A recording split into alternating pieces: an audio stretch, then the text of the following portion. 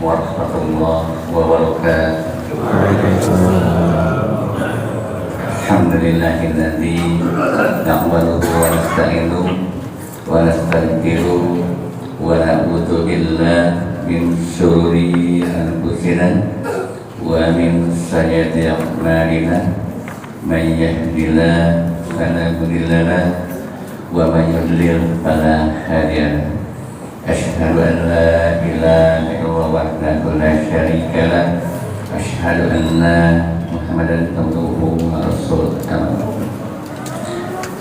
Yang kami hormati pengurus DKM Masjid Al-Barokah Bapak Dr. Sayyid Agus Salim dan jajarannya, yang saya hormati jamaah Masjid Al-Barokah, bapak-bapak, ibu-ibu semua. Bagaimana keadaannya bapak-bapak, ibu-ibu semua sehat ya? Alhamdulillah. Mudah-mudahan kita senantiasa dalam kesehatan ya.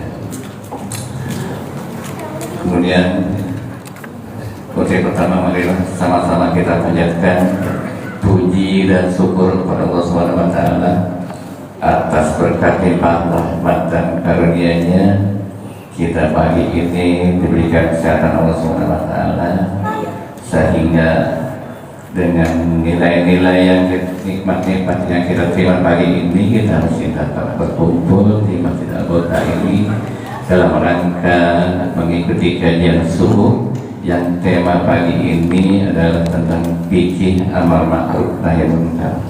Semoga kajian kita berbahagia ini akan mendapatkan rahmat dan Allah Subhanahu wa taala.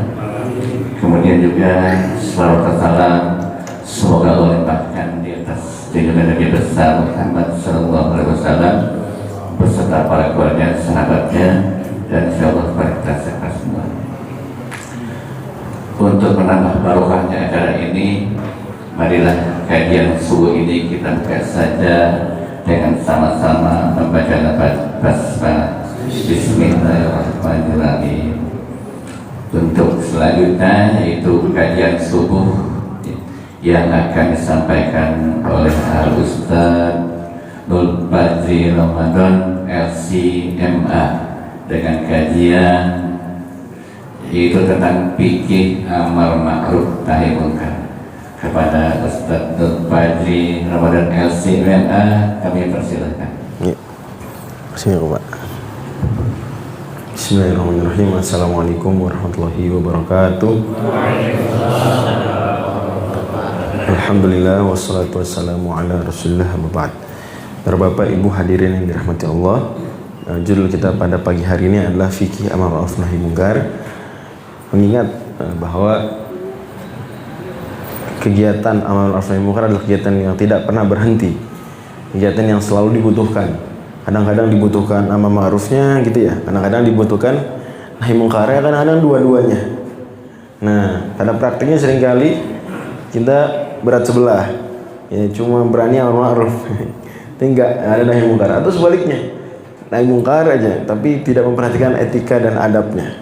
Nah, coba kita bahas beberapa aturan terkait itu yang sekaligus nanti akan menjawab sejumlah pertanyaan. Di antara pertanyaan misalnya, Ustadz, apakah saya yang penuh dosa ini tetap bisa beramal nahi munkar? Gitu. Kalau saya maboknya sehari dua botol, boleh nggak nahi munkar ke yang maboknya 5 botol? Kira-kira gitu ya.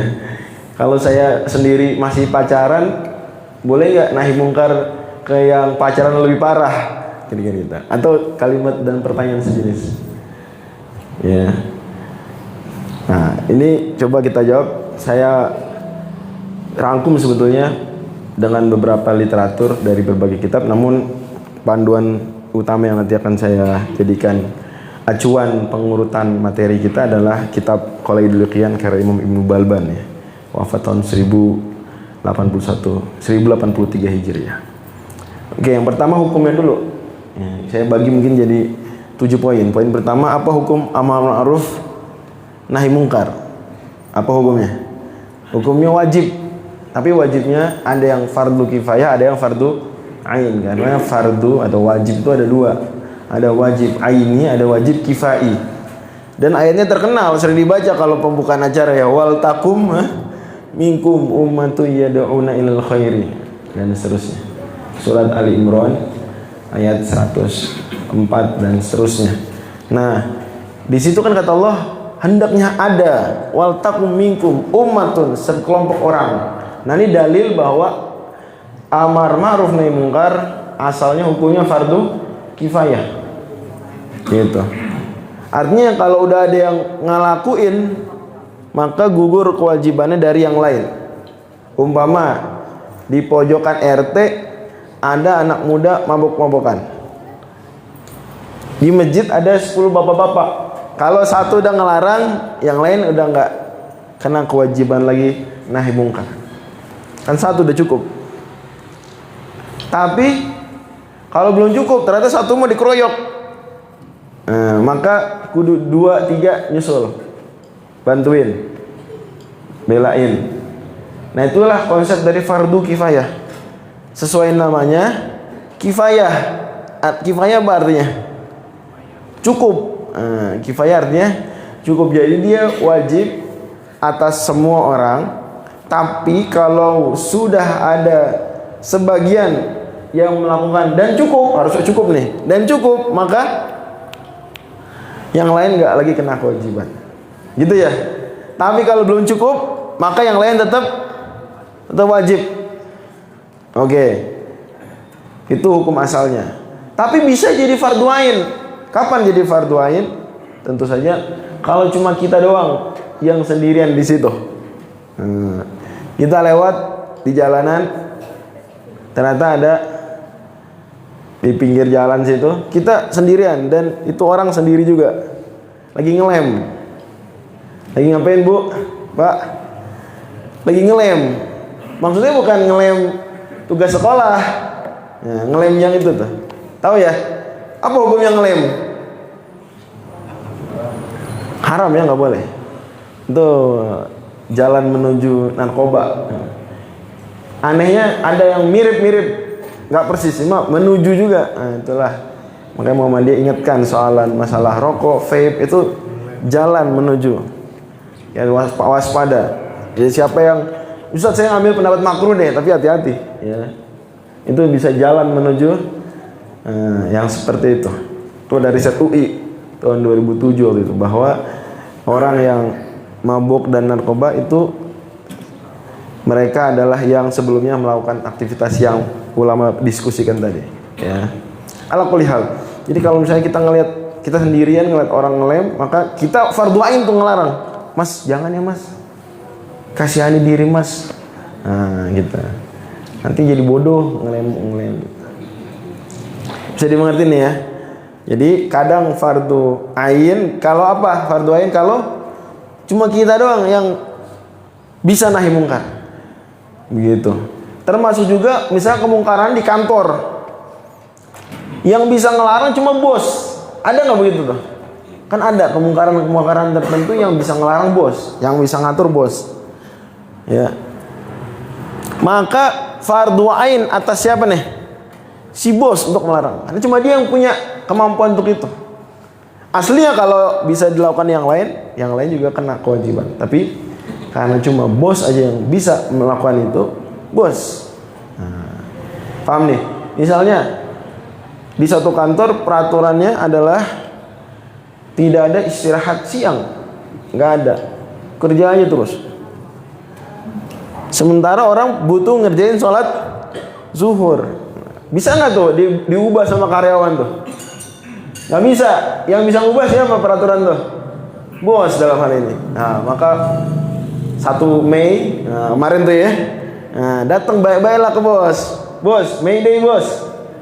Tuntutan kita nggak macam-macam. Berikan kami waktu untuk sholat zuhur. Ada loh kantor yang nggak ngasih waktu. Mungkin di Indonesia udah hampir nggak ada, tapi setidaknya kalau di beberapa negara tuh masih ada keluhan seperti itu. Makanya kalau perjuangan Muslim minoritas di negara lain tuh minta libur hari Idul Fitri, gitu. Kayak di New York tuh udah dikasih. Minta makanan halal di kantin, kayak gitu-gitu aja. Ya. Ala kulli hal, jika cuma bos aja yang bisa ngubah, maka bos kena fardu ain. Kalau tidak, berarti dia berdosa. Ingat, Berarti amar ma'ruf nahi munkar nih jika dikerjakan berpahala, jika ditinggalkan berdosa. Nah coba tuh dibayangin dulu tuh, Bapak Ibu sekalian ngebayangin itu.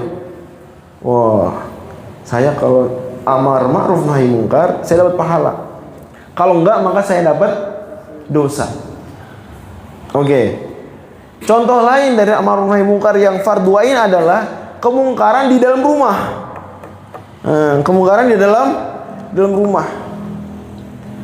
Umpama ibunya lagi sakit, ya, istirahat di kamar. Anaknya tidur, udah azan subuh masih tidur. Ayahnya punya kewajiban apa berarti? Azan subuh nih, ibu lagi sakit, ayah punya kewajiban amar ma'ruf. Apa amar ma'rufnya? Anaknya tidur, bangun anak. Kalau bapaknya nggak ngerjain, nggak bangunin, bodo amat dah. Dosa nggak bapaknya? Dosa. Wajib bangunin. Membangunkan anak nih amar ma'ruf yang hukumnya fardu apa sekarang? Fardu ain. Kenapa fardu ain? Karena ibunya lagi sakit, nggak ada lagi di rumah, cuma dia. Atau beberapa hal itu dia cuma takut sama bapak. Ada beberapa hal yang dia cuma takut sama ibu. Ada nggak begitu? Nah, maka fardu ain tuh untuk si ibu atau si bapak dalam hal-hal yang dia tuh didengerin kalau ngomong gitu. Gitu ya. Wah, ibunya udah nasihatin. Wah, nggak bisa nih. Kudu bapaknya yang nasihatin. Nah, maka bapaknya harus nasihatin. Fardu ain. Umpamanya ibunya udah nasihatin, "Nak, pakai jilbab, Nak." Gitu ya. Anaknya udah SMP. Pakai jilbab kalau keluar rumah, Nak, aurat nggak boleh diumbar. Mama juga lihat di TikTok kamu kok joget-joget buka aurat, Nak. Siapa yang ngajarin, Nak? Nggak mau dengerin ya. Bapak aja diem aja, mama aja bawel gitu. Nah kayak gitu bapaknya apa? Fardu ain ngingetin. Karena dia cuma dengerin bapaknya sekarang. Ingetin, ayo kamu udah balik nih, perempuan harus pakai jilbab, kamu boleh buka aurat. Itu konten TikTok kamu joget-joget buka aurat di take down. Gitu. Kayak gitu. Saya dimengerti nih. Jadi jangan kita bayangkan amar ma'ruf nahi munkar itu cuma ustadz. Salah tuh. Jangan juga dibayangin cuma Muhammadiyah ya, cuma ormas Islam gitu. Enggak juga. Tetap ustadz punya kewajiban, Muhammadiyah punya kewajiban, ormas Islam punya kewajiban. Bahkan bagus juga itu teguran apa? Prof Mahfud ya. Itu bagus lah. Ya, setidaknya itu menyadarkan atau menguatkan. Kalaupun udah selama ini Prof, ya berarti menguatkan ya. Kalau ada yang merasa belum berarti menyadarkan bahwa penting amar ma'ruf nahi munkar. Tapi juga masyarakat semua penting. Jadi jangan punya bayangan, biarin aja anak orang, biarin aja. Bukan urusan saya bukan ustadz. Jangan begitu nih.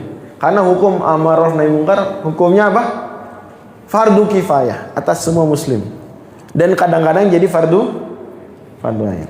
Lanjut. Itu poin pertama hukumnya. Yang kedua, bagaimana syarat seseorang melakukan amar ma'ruf nahi munkar? Pertama ada syarat wajib dan ada syarat sempurna. Kita bahas yang syarat wajib dulu. Seorang wajib amar ma'ruf nahi munkar itu manakala satu dia akil baligh baru wajib. Berakal baligh, oke. 3 dia melihat pelanggaran terhadap ma'ruf atau terhadap munkar. Ada ma'ruf yang ditinggal, umpama ada orang mokel siang-siang Ramadan, berarti apa? Ada ma'ruf yang ditinggal, apa ma'ruf yang diabaikan? Puasa. Ya. Ada perempuan gak berjilbab, berarti apa ma'ruf yang ditinggal? Menutup aurat. Atau kemungkaran dilakukan. Ya. Nah, dia ngelihat. Kalau dia nggak ngelihat nggak wajib. Jadi kalau kita jalan nih di jalan Haji Usman, jalan kagak lihat kemungkaran, kagak lihat hal ma'ruf ditinggalkan, nggak wajib kita. Jadi nggak wajib manggil orang sini. Punya dosa apa? Saya mau melakukan amar ma'ruf nahi munkar. Enggak. Cuma wajib kalau pelanggarannya apa? Kelihatan. Kalau nyari-nyari pelanggaran boleh nggak? nggak boleh. Itu masuk dalam ayat wala tajassasu, surat Al-Hujurat ya, ayat 11. Ayat 11. Nah, jangan wala tajassasu apa? Jangan kalian mencari-cari salah orang lain. Jangan kalian mencari-cari salah orang lain. Tajassus tuh nyari-nyari salah. Salahnya kelihatan, tapi dicari-cari. Nah, jangan begitu. Tidak boleh nyari-nyari salah orang. Umpama dilihatin aja, mana nih salahnya nih? Ini nggak ada salahnya nih, cari dah. Atau dicari akun medsosnya, di scroll ya, stalking sampai mentok. Oh, sekarang aja dia nih alim nih, coba saya cari dulu, jangan-jangan dulu dia begajulan. Cari. Wah kan, lihat kan. Nah dulu dia belum pakai jilbab, dia laga-laga, sekarang kayak ustazah. Dulu kagak pakai jilbab, ketemu nih foto. Udah lama waktu itu. Dia geser-geser Instagram sampai mentok tuh, udah 5 jam kali baru ketemu. Juga lupa dia, si akhwatnya lupa apa? Lupa delete foto tuh. Dia lupa kalau ada foto dia belum pakai jilbab. Atau nyari salahnya siapa, nah cari. Jangan begitu, nggak boleh. Lagi juga hari ini nggak usah nyari-nyari salah orang. Kesalahan yang nampak aja udah banyak, kita nggak amar ma'ruf nahi mungkar. Ngapain nyari-nyari salah orang? Orang udah bener. Jangan kita cari cara salah. Sementara banyak di luar sana yang salahnya kelihatan, tapi kita diam, nggak boleh. Ya, jadi itu. 1 apa tadi? Akil, berakal. 2 baligh. 3 kita melihat kemungkaran. Jadi kalau tidak kelihatan, tidak apa? Tidak dinahi mungkari, tidak amar ma'ruf. Tapi beberapa pekerjaan memang tugasnya mengecek detail. Misalnya apa? Badan pemeriksaan keuangan. Ini termasuk lembaga nahi mungkar nih. Wah, ya, dan yang sejenis. Atau orang yang kerjanya mengaudit laporan. Nah, maka dia punya kewajiban meneliti detail. Mencari-cari, nih di mana nih kira-kira manipulasinya. Itu dikecualikan yang seperti itu. Itu pun dia hanya berdasarkan yang zahir saja. Ya, berdasarkan laporan. Dia tidak punya kewajiban nyari isi hati kamu, maksudnya apa? Gak perlu. Dan di sini salah di sebagian kita itu suka jadi polisi hati orang. Kamu kan ini cuma soal alim aja. Tahu dari mana soal alim? Tahu dari mana? Kamu ini pura-pura aja. Kamu ini cuma pencitraan aja. Tahu dari mana? Nggak ada bukti. Itu hati-hati. Kita tidak disuruh nahi mungkar terhadap hal yang tersembunyi. Bahkan Umar bin Khattab aja pernah suatu ketika mendengar ya suara yang beliau sangka itu suara maksiat. Terus beliau buka pintunya, masuk. Ternyata bukan. Maka kemudian oleh warganya itu, sahabat yang tabiin menegur Umar, engkau Amirul Mukminin telah melakukan 3 kesalahan. Jadi alih-alih Umar yang nahi mungkar, justru Umar yang kenapa? Kena nahi mungkar. Salah pertama, engkau masuk rumah orang tanpa ngucapin salam, tanpa izin, masuk aja gitu. Salah kedua, engkau ingin nahi mungkar sesuatu yang engkau belum cek. Jadi baru dengar suara nih, disangka ini. Dan yang ketiga, engkau ingin nahi mungkar padahal belum tahu itu adalah sebuah kesalahan. Nah, ini suatu nasihat penting ya. Sampai sekelas Umar aja memang semangat amar nahi mungkar, tapi ternyata bisa juga belum cek dan dicek. Nah, kita juga kadang-kadang gitu. Lihat, wah nih, bapak ini kok goncengan sama perempuan. Enggak saya kenal nih. Oh, astagfirullah, di foto. Kirim ke istrinya. Bu, lihat bu. Tuh kan bu. Saya bilang apa bu? Dia emang main-main di belakang bu. Kirim itu. Kata istrinya, lah itu mah adanya dia. Belum pernah ke Depok, baru sekali ke Depok. Wah, kan? Boleh tuh. Yang macam-macam, jangan main-main ya. Harus dicek dulu. Tapi kalau udah jelas, baru nahi mungkar wajib. Bisa dimengerti nih? Gitu. Ini ada syarat wajib tuh. Syarat sempurnanya apa? Jadi sempurna dia, yaitu dia perbuatannya sendiri juga baik. Jadi menjadi sempurna amar ma'ruf nahi mungkar kalau perbuatannya siang amar ma'ruf nahi mungkar juga baik. Tapi ini sempurna saja, bukan syarat wajib. Artinya orang yang bikin dosa, jangankan mantan pendosa ya, yang sedang berdosa aja tetap kena kewajiban amar ma'ruf nahi munkar. Al-Hafidz Ibnu Katsir ya dalam tafsir ayat atamuruna an-nasa bil birri wa tansawna anfusakum wa antum tatluna al-kitab. Surah Al-Baqarah ayat 44. Kata Allah, apa kalian menyuruh kebaikan, kalian melupakan diri kalian sendiri. Ya. Kata beliau, ini bicara kesempurnaan. Adapun kewajiban, maka tetap wajib nahi mungkar meskipun dia pelaku mungkar. Dicontohkan oleh Ibnu Katsir. Contohnya ada sekelompok orang sedang mabuk-mabukan. Nah, maka temannya ini salah satu peserta geng mabuk wajib nahi mungkarin temannya. Jangan mabuk ente. Haram. Meskipun kata beliau gelas khamar lagi di tangan. Jangan mabuk ente. Haram. Kalau enggak nanti dosanya double. Kalau dia nggak nahi mungkar. Dosa apa yang pertama? Dosa mabuk. Yang kedua dosa apa? Dosa melihat kemungkaran tapi tidak melarang padahal mampu. Nah, dua dosa tuh. Kan fardu nih, wajib nahi mungkar. Jadi daripada dua dosa, mending satu dosa aja, meminimalisir dosa. Itu gimana caranya? Dia mabuk, tapi dia melarang. Jangan mabuk. Lain sendiri mabuk. Nah, itu urusan lain. Salah kita tidak menjadikan orang lain benar. Ingat nih, salahnya kita tidak menjadikan orang lain benar, dan salahnya orang tidak menjadikan kita benar. Gak begitu. Jadi apa lantas karena kita yang ngelarang, kita yang mabuk, terus mabuk jadi boleh? Ya enggak. Ya saya salah, tapi kalian juga salah. Tetap ini tetap sah dan tetap kena kewajiban. Tapi tidak sempurna. Tidak apa? Karena kenapa nggak sempurna? Karena sendirinya itu jadi mengurangi wibawa nahi mungkar. Lebih dahsyat contoh disebutkan Imam Ghazali. Kau tulis Imam Ghazali contohkan dalam Ihya Ulumuddin. Kalau ada kan dalam mazhab Syafi'i menutup wajah bagi perempuan wajib ya, pakai niqab atau apapun lah, menutup wajah itu wajib hukumnya. Dalam mazhab Syafi'i itu pendapat resminya begitu. Nah, Imam Ghazali termasuk yang mewajibkan, termasuk yang berpendapat pakai niqab, pakai cadar tuh hukumnya wajib. Itu memang begitulah ulama-ulama mazhab Syafi'i. Nah, kata beliau kalau ada pasangan zina, maka wajib atas si laki-lakinya menyuruh perempuannya tuh, pasangannya dia, pasangan zinanya saat berzina untuk pakai niqab. Pakai niqab. Kalau enggak dosanya 2 kali. Dosa apa?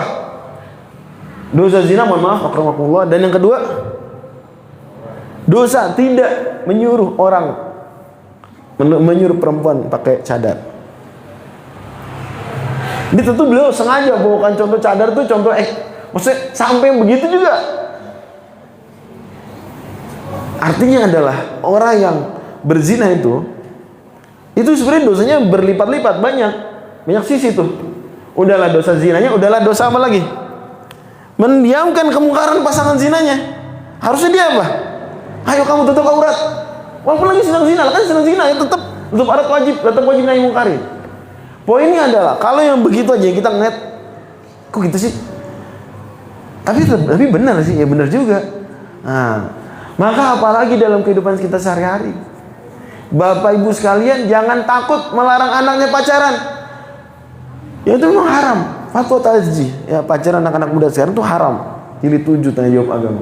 Jangan takut melarang. Meskipun bapak ibu dulunya pernah pacaran. Jangan enggak. Ustaz, saya enggak mau nahi mungkar, Ustaz. Kenapa? Saya juga dulunya pacaran, Ustaz. Ya enggak begitu. Kalau gara-gara dulunya bapak ibu sekalian pacaran, enggak mau ngelarang anaknya pacaran, ya pacaran nggak akan pernah berhenti nanti. Yang ada generasi boomers pacaran setelah lulus kuliah, generasi milenial pacaran saat kuliah, generasi Z pacaran saat SMA. Terusnya begitu. Nanti ada yang pacaran saat TK. Nggak boleh. Harus di stop mata rantai kemungkaran tersebut. Stop. Sama parpol yang dulu salah satu kadernya pernah korupsi. Tetap wajib nggak nahi mungkar dari korupsi? Gimana? Tetap wajib nggak? Tetap wajib. Jangan gaya-gayaan. Dulu ente kader ente pernah korupsi. Ya so what? Itu kemungkaran satu. Itu salah. Tapi kalau mendiamkan korupsi, salah yang kedua. Jadi saya tegaskan, ya politisi manapun yang teman separtainya pernah korupsi, which is mungkin susah juga dicari contohnya yang kagak pernah korupsi, ya temannya minimal kan. Kalau orangnya banyak yang nggak korupsi, hati-hati ya, banyak loh politisi yang dia nggak korup. Jangan kita anggap jelek semua, tuh bahaya lagi tuh. Berarti kita udah dari polisi hati, kita udah seuzon menuduh orang, semua anggota DPR korup. Hati-hati tuh, nanti ditagih di akhirat. Bisa nggak ditagih di akhirat tuh? Ngomong begitu, bisa nggak? Kan kezoliman tuh, menuduh tanpa bukti. Hati-hati. Alih-alih kita nagih kezoliman ke politisi, kita yang didatengin sama politisi. Ente nuduh aneh korup, aneh nggak korup. Pahala ente buat aneh. Nah kan begitu kezoliman. Hati-hati. Nah poinnya adalah, tapi temennya mungkin dia korup. Nah pas dia, menggagas, supaya koruptor dihukum mati kan. MUI juga ada kasih lampu hijau. Koruptor yang parah itu dihukum mati, nggak apa-apa, sesuai ajaran Islam. Ya, dan itu ditegaskan para ulama juga. Ya, Syekhul Islam Taimiyah, kemudian Imam Al-Hattab dalam Al-Ibul Jalil tegaskan bisa bahwa kalau kejahatan udah parah, takzirnya sampai hukuman mati. Bisa. Terus temen yang lain bilang, alah gaya-gayaan ente, temen separtai ente korup dulu tuh, sekarang ente mau koruptor dihukum mati, biarin terus maju. Karena penyakit Bani Israel diantaranya adalah kata Allah, kanu la yatanahawna an karim fa'aluh. Mereka tidak saling nahi mungkar dalam kemungkaran yang mereka lakukan. Jadi mereka melakukan dosa dan mereka saling mendiamkan. Gak boleh. Jangan saling mendiamkan. Di kantor udah saling tahu ini pada ngakalin laporan keuangan, maka tetap harus nahi mungkar. Nggak ada urusan. Dulu pernah, nggak, biarin. Dulu pernah salah, itu satu isu. Kemungkaran sekarang harus juga dilarang. Kalau nggak, siapa yang nahi mungkar? Kata Al Hasan Al Basri, kalau nahi mungkar harus dilakukan, hanya boleh dilakukan orang yang nggak punya salah.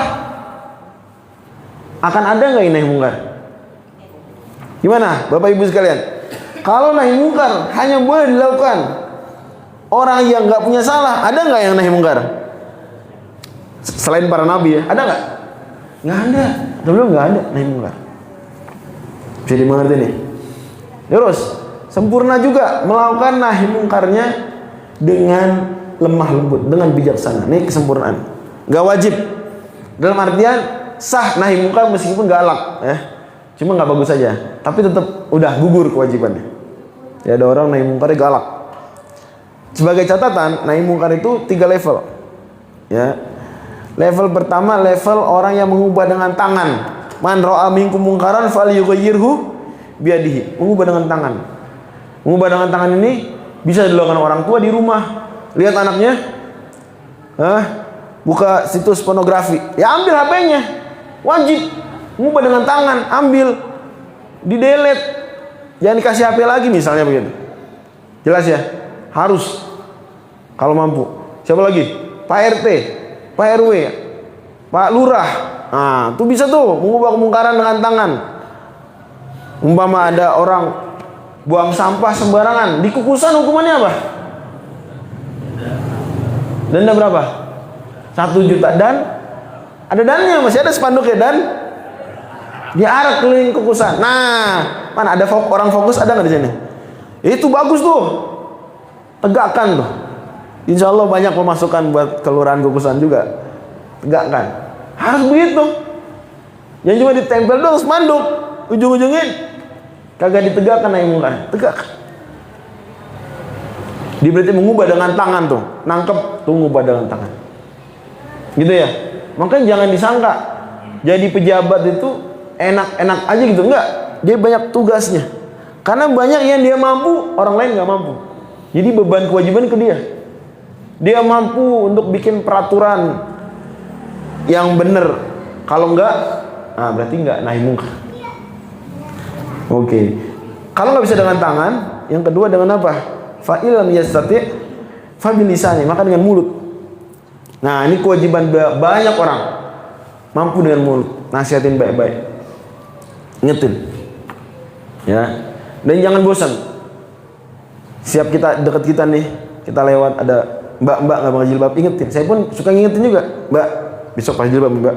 Oh iya, Mas, ya. Nah, paling galak responnya itu yang pernah saya rasakan adalah, ngapain sih urusin saya, Mas? Nah, saya suruh aja, ya makasih. Yang penting dia udah ngingetin. Saya pikir, dan memang begitu dalam literatur psikologi yang saya pernah baca, orang tuh kalau diingetin, meskipun dia depannya nolak, ngapain kamu urusin urusan saya? Nanti dia mikir, dia bakal apa? Mikir dalam sendirinya. Ya Allah, masih ada yang peduli sama saya, ngingetin saya. Itu salah sih, cuma saya tadi gengsi aja. Jadi saya bilang gitu, sebenarnya aku tahu itu salah. Mudah-mudahan ada waktunya berubah. Tuh gitu, harus begitu. Bahkan pernah suatu ketika saya ingetin, terus dia bilang, saya belum bisa sekarang. Nah, ya udah, yang penting diniatin dulu. Kalau belum bisa sekarang, iya doain ya. Loh, jadi malah minta doa. Jadi ingetin supaya pakai jilbab, belum mau sekarang, tapi minta doa. Nah tuh ada orang begitu. Jadi jangan disangka orang tuh galak, bejat, enggak. Banyak yang hatinya tuh hanif. Nah, itu ada buku bagus ya, tulis Ustadz Armen Halim Naro, ya, salah satu guru saya. Untuk yang berjiwa hanif. Banyak orang hari ini melakukan dosa, tapi jiwanya itu sebenarnya apa? Jiwa yang siap menerima kebenaran.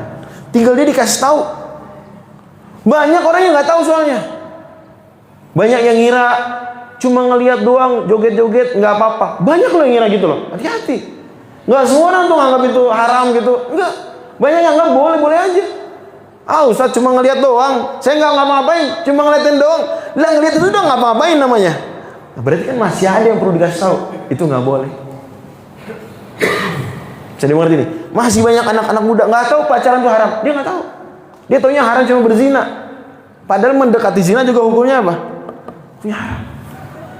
Masih ada pejabat yang mungkin nggak tahu mana hadiah yang boleh diterima, mana hadiah yang nggak boleh diterima. Maka ngasih tahu menjadi penting. Jadi jangan kita anggap bahwa semua orang itu tahu 100% hal haram. Enggak juga. Memang ada yang belum tahu. Maka kita kasih tahu dengan baik-baik. Tapi ada yang udah tahu, butuh juga diingatkan. Jadi selalu berguna nggak nahi mungkar? Selalu berguna. Selalu berguna. Kalau dia nggak tahu, dia jadi tahu. Dia udah tahu, maka diingatkan. Tanda dia peduli. Nah, kalau nggak bisa dengan lisan, nomor 3 dengan apa tuh? Dengan hati. Fa illam yastati fa biqalbihi, maka dengan hati. Wa dzalika dha'ful iman, itu iman selama-lamanya. Tidak setuju dengan hati itu wujudnya beragam. Misalnya kita menampakkan muka nggak seneng, itu udah sesuatu tuh. Wah, ayah kita kayaknya nggak seneng nih, mukanya cemberut. Udah. Gitu. Misalnya ada anak-anak lagi ngapain ya, melakukan kemungkaran lah. Umpamanya udah azan masih main HP, ayahnya cemberut. Ayah cemberut. Nah, ayah berarti mengingkari dengan hati bisa begitu. Atau ada sekumpulan teman anak-anak sekolahan lagi gibah. Si ini dia cemberut, tur dia pamit, aneh pamit dah. Pamit tuh gak ente sih ngomongin orang. Nah, berguna nggak? Berguna. Jadi mengingkar dengan hati tuh ada gunanya. Setidaknya dia selamat dari dosa. Itu nomor 1. Ada orang yang di kantornya semua suruh nerima suap. Dia mau ngelarang menghilangkan suap dengan tangan nggak bisa, bukan siapa-siapa. Mau ngomong nggak boleh suap, bukan siapa-siapa juga. Dia merasa dia nggak mampu. Maka dia cuma maaf saya nggak nerima. Itu mengingkari dengan apa berarti? Dengan hati. Saya nggak nerima. Dia nggak ngelarang dengan lisan, nggak mengubah dengan tangan. Dia cuma menolak, tidak mau melakukan. Nah, itu udah mantap, udah luar biasa. Di kelas saya dulu tuh, alhamdulillah. Ada orang-orang, termasuk saya, alhamdulillah, mudah-mudahan Allah berikan keikhlasan. Itu kita bertekad kuat ya, kagak nyontek, nggak mau nyontek. Nah, itu lumayan berefek tuh. Makin lama ujian makin banyak yang nggak mau nyontek. Padahal dulunya suka, coba gimana? Ini begitu. Tapi kita kadang-kadang ngingetin dengan mulut, kadang-kadang udah yang penting kita nggak usah nyontek. Wah, pada ngikutin, nambah setiap semester tuh nambah tim orang yang nggak nyontek. Alhamdulillah. Jadi nahi mungkar dengan hati pun ada gunanya, yaitu membuat orang jadi sadar, oh bisa loh ternyata begitu. Berjilbab, dulu berjilbab asing, tapi banyak yang sabar. Nah itu nahi mungkar juga dengan hati.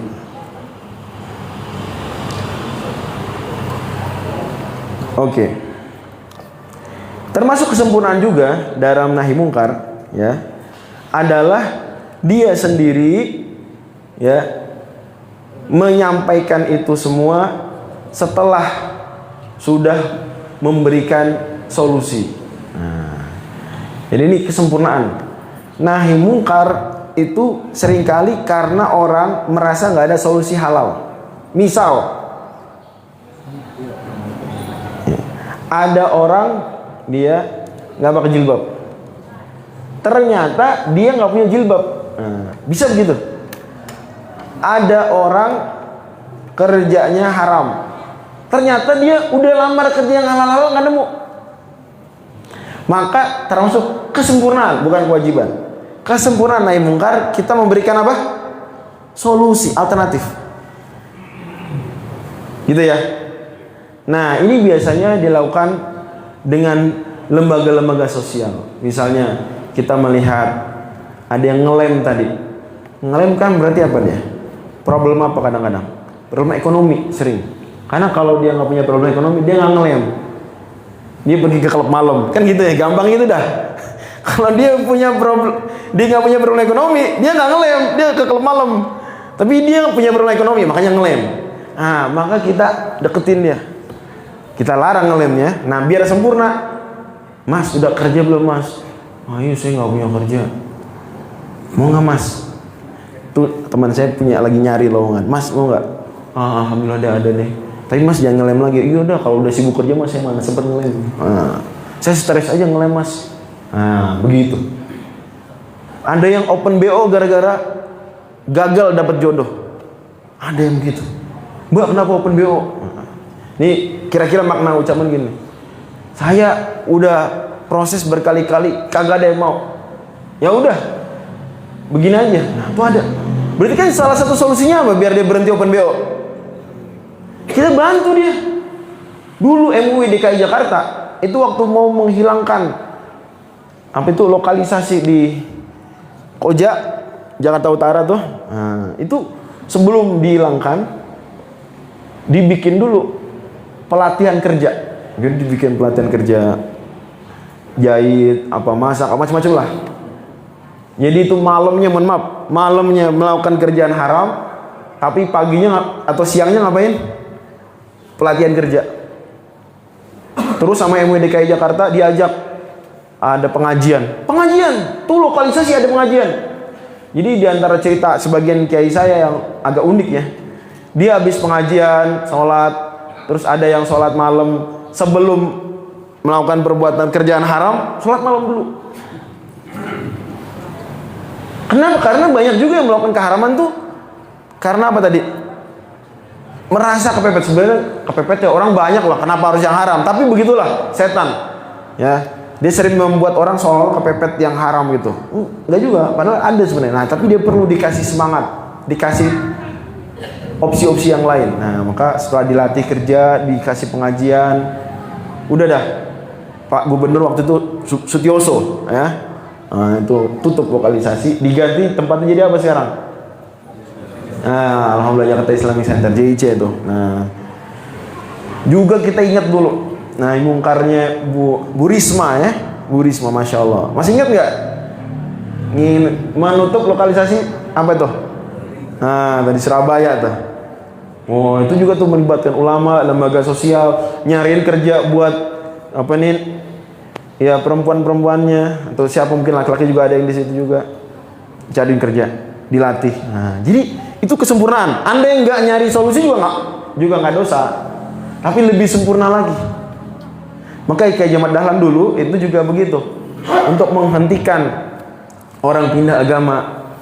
Karena ada yang karo miskin pindah agama, Kalau sakit dibawa ke rumah sakit yang ngajarin hal-hal yang nggak Islami. Nah kayak Jemaah Dahlan tuh kemudian diantar upaya juga apa? Berusaha supaya itu tidak terjadi, bikin lembaga ekonomi, lembaga kesehatan dan seterusnya. Oke, itu barangkali yang bisa kita bahas kali ini. Mudah-mudahan jadi terbayang, tergambarkan bagaimana fikih, akhlak, etika dan adab terkait dengan amar ma'ruf nahi munkar. Mudah-mudahan setelah ini kita jadi bisa tergerak melakukan amar ma'ruf nahi munkar, mulai dari diri kita sendiri jadi terus orang yang baik, berusaha juga memperbaiki keluarga kita, RT tempat kita tinggal, dan terus kalau kita mengabaikan yang dekat, yang kecil, maka boleh jadi kita akan lebih mengabaikan yang besar dan yang jauh. Fasadul khairat. Assalamualaikum warahmatullahi wabarakatuh.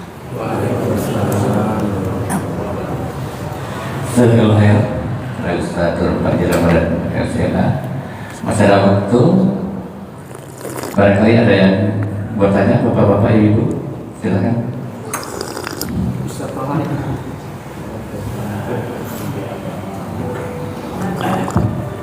Assalamualaikum warahmatullahi wabarakatuh. Waalaikumsalam warahmatullahi wabarakatuh. Ini Pak, saya pernah ikut pengajian di mana ustaznya mengatakan begini. Ada, mudah-mudahan siapa ini cuma konfirmasi aja apakah pernah diriwayatkan atau enggak ya. Jadi gini, jadi ada kiai, terus tetangganya itu janda gitu ya. Nah, si kiai itu tiap malam itu kan bangun jam 2 untuk sholat tahajud, sholat malam dan mulai gitu ya. Nah sedangkan yang sebelahnya ini, yang perempuan ini, itu tiap jam 2 atau jam 3 itu selalu pulang dan membawa laki-laki. Dan dia hanya melihat dari gordengnya aja gitu kan. Ah, ini berpulang. Jadi kalau setiap sholat malam dia selalu lihat. Terus ujung-ujungnya dia meninggal masuk neraka. Apakah itu pernah diriwayatkan? Maksudnya si kiainya meninggal masuk neraka? Terima kasih. Kiai. Gara-gara melihat saja gitu. Ada satu lagi. Ya, silakan. Ya, Assalamualaikum warahmatullahi wabarakatuh. Waalaikumsalam warahmatullahi Maaf Pak Ustaz. Sepertinya tadi itu kemungkaran bisa disebabkan karena ekonomi mungkin Pak Ustaz. Iya. Kepepet. Terpaksa. Jadi kalau saya ambil sedikit kesimpulan, berarti orang kerja keras, rajin bekerja, semangat bekerja, aktivitas yang positif, banyak positif, melakukan aktivitas yang sangat positif itu akan menghindari atau mengurangi kemungkaran tadi. Itu mohon paksa lebih dijelaskan lagi. Iya, dengan Bapak siapa? Waalaikumsalam. Dengan Bapak siapa? Pak Idris, Pak. Idris Budiman.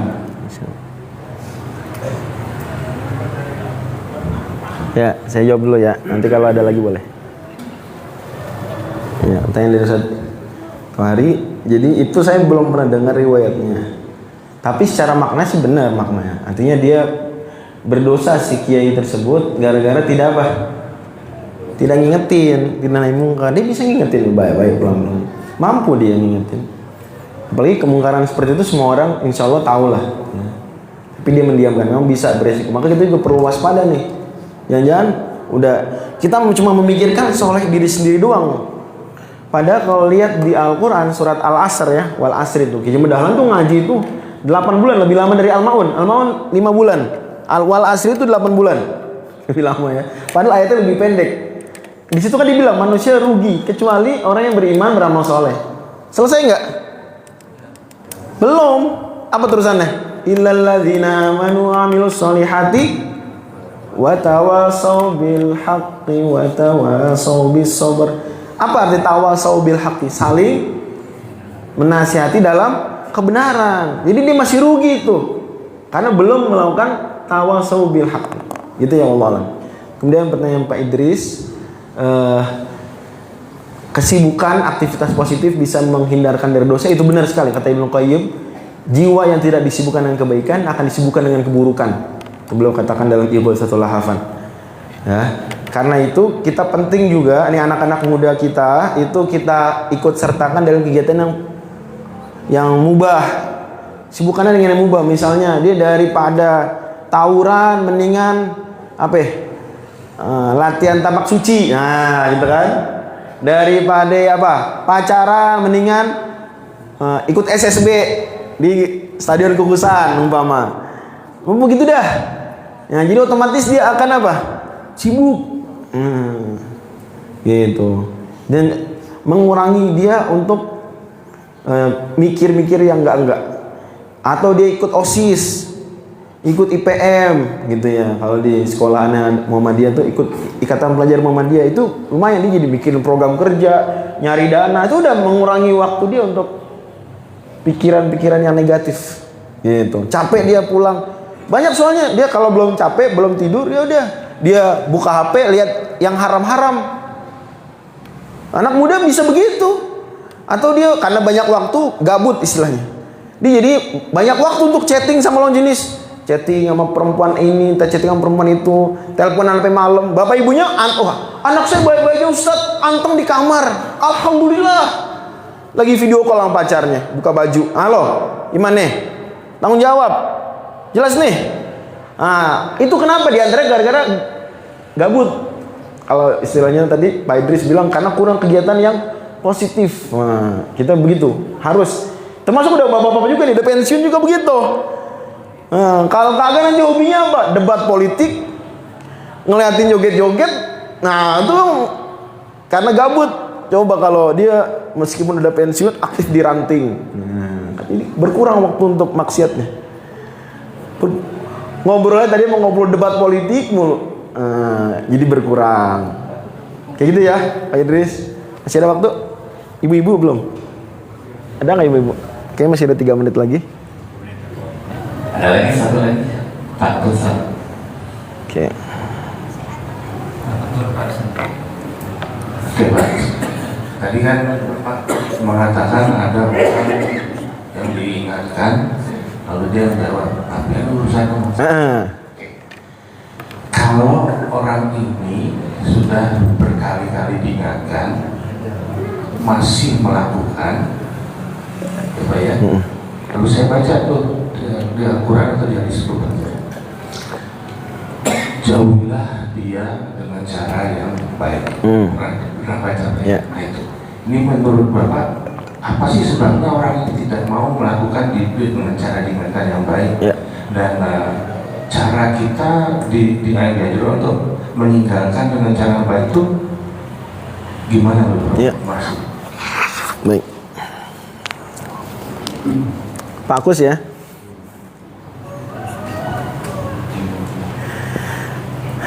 Oke. Ya jadi sudah bagus pertama kita ngingetinnya dengan cara baik dulu. Soalnya ada ibu-ibu ngingetin orang anak muda, perempuan muda buka aurat pakai baju begini. Dia balik kami bilang, "Buka aja sekalian." Aduh gimana nih? Udah galak. Mempermalukan. Jadi kita nggak boleh mempermalukan, nggak boleh. Tujuan nahi mungkar bukan untuk mempermalukan. Kita tuh disuruh nahi mungkar, bukan hina mungkar. Nggak boleh hina mungkar. Yang kita lakukan apa? Nahi, karena kita tujuan untuk menyelamatkan. Ini ada orang mau minum racun atau sedang minum racun. Kita selamatkan nggak? Selamatkan. Bukan karena kita sok suci. Kita dakwah nahi mungkar bukan karena sok suci. Justru kita punya prinsip. Saya ini banyak dosa, nggak mau nambahin dosa dengan apa? Udah kita udah banyak dosa, nggak mau nambahin dosa dengan tidak nahi mungkar. Paham ya? Ini bukan sok suci, nahi mungkar bukan sok suci. Jadi kita udah berusaha baik, dia ternyata bilang ngurusin apa yang ngurusin saya. Nah, itu banyak faktor. Faktor pertama dia salah konsep. Dia menganggap bahwa kita ini semua hidup masing-masing. Salah. Kita hidup ada yang masing-masing, ada yang bersama-sama. Ini ibarat kapal besar nih, namanya kukusan. Mau nggak di ujung ada yang ngebakar? Mau nggak di ujung ada yang ngebolongin kapal? Nggak mau kan? Kita ingetin, jangan bolongin kapal, jangan ngebakar kapal. Ini kapal besar. Kita jaga kukusan rame-rame. Kalau ada kos-kosan nih, siapa nih pemilik kos-kosan? Jangan bodo amat, di kos-kosannya ada orang kumpul kebo, ada diingetin. Ini rumah besar kita. Kalau kasus kenapa-napa yang jelek kukusan, ada pembunuhan di kukusan, ada perselingkuhan kukusan kan jelek nama kukusan. Jangan begitu, kita ingetin. Nah, itu juga udah ngingetin tuh pemilik kos-kosan. Jadi kalau dia punya bayangan, oh jangan ngurusin diri sendiri. Enggak. Ini kita urusan bersama. Jelas ya? Dua, juga kadang-kadang dia gengsi, Pak. Di depan kita aja dia bilang begitu. Sebenarnya dalam hati dia, alhamdulillah masih ada yang peduli ngingetin. Jadi kita juga harus sabar ketika dibentak balik, dibilang urus diri sendiri, kita sabar. Karena itu paling reaksi dia secara zahir aja. Setiap kita tuh punya ego masing-masing. Semua kita, saya pun punya. Dan kita semua berjihad melawan ego tersebut. Kalau ada yang ngoreksi saya misalnya, Ustaz tadi baca ayatnya salah.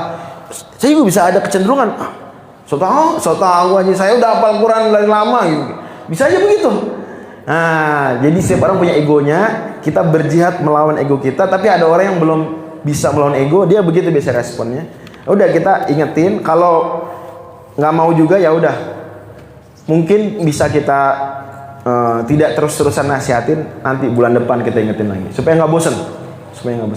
Kapan perlu dijauhi? Mungkin ada kalanya, cuma biasanya kalau bertetangga nggak usah lah saling menjauh-jauhi ya. Itu kalau di tempat lain aja bisa mungkin. Kalau di tetangga jangan ada jauh menjauhi, karena nggak selesai masalahnya. Ya malah makin buruk. Masjid saling jauh-jauh, dia sop sono aneh, sop sini aja dah, nggak mau ketemu. Jangan. Wallahu a'lam bishawab. Saya pikir itu nasimun wafatun qaribu wa syilmin. Wassalamualaikum warahmatullahi wabarakatuh. Jemaah sekalian, terakhir marilah acara kajian ini kita tutup saja dengan sama-sama baca doa kafaratul majelis. Subhanaka Allahumma bihamdika asyhadu an la ilaha illa anta astaghfiruka wa atubu ilaik. Dari saya selaku pembawa acara, assalamualaikum